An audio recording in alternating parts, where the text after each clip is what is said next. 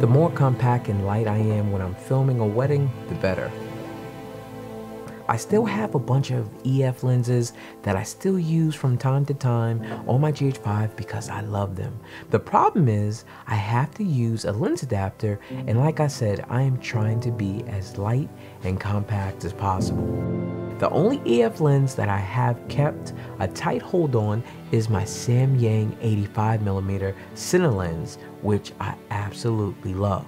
And this is where the Leica 42.5mm f1.2 lens comes into the picture. This one is a rental and I'll be using it to film an event in a few hours. What is interesting about this lens is that it has an aperture control ring. However, you can also set it to automatic so that you can control your aperture in camera. Well, let's go film a wedding. What am I doing?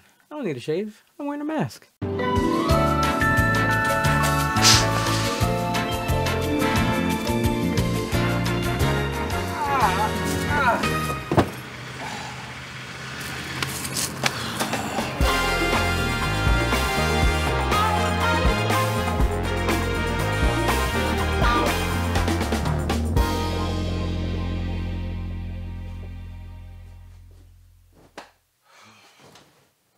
All right, I did it. For you guys, I filmed an entire wedding in less than 16 seconds. All so that I could tell you what I thought about this 42.5mm lens. And my early conclusion is I really like it. So if that's all you wanted to know, then this is probably a good point for you to leave. All right, that was your chance. Now you gotta stay. To my surprise, I ended up using the 42.5mm a lot more than I thought I would for this event. I would typically only use the 85mm for the ceremony and for a few select moments of the reception, because the 85mm, when you factor in the GH5's crop and when you factor in the speed booster, is about 120.7mm, which is a big difference from the 42.5mm. When you factor in the GH5 crop, it's an 85mm. So I used this lens for the couple's interviews, the bride getting her makeup done. During the ceremony, I used it along with the Samyang 85mm, so I would switch back and forth, and I used it for the groom's angle.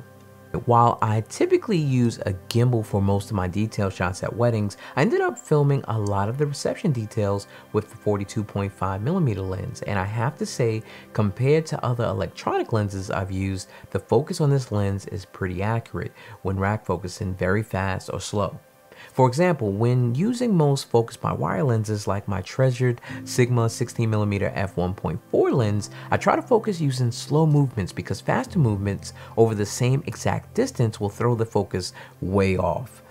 So while I love the Sigma 16mm, I love it, I've used it in a million videos, maybe not a million, but 100.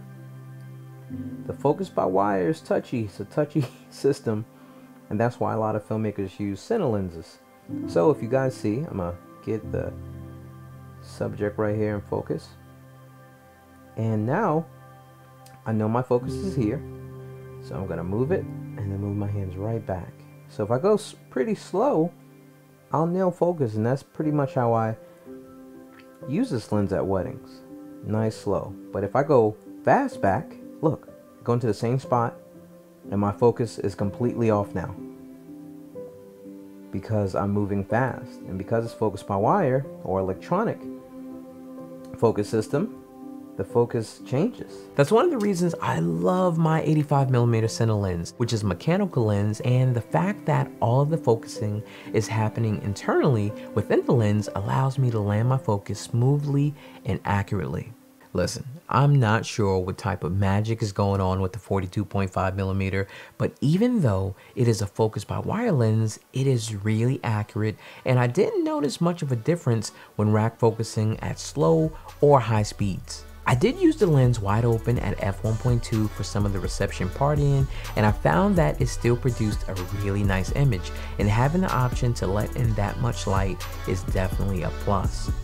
The lens also has image stabilization, so a lot of my shots when the guests were dancing were filmed handheld, and I got to use the GH5's dual IS mode. The 42.5 was almost perfect for most uses during the event. It's great in low light, manual focus was pretty accurate, and it's really compact. So I definitely have a lot of thinking to do, but I need to get this lens back to the rental house before they close. So thanks for watching. Peace.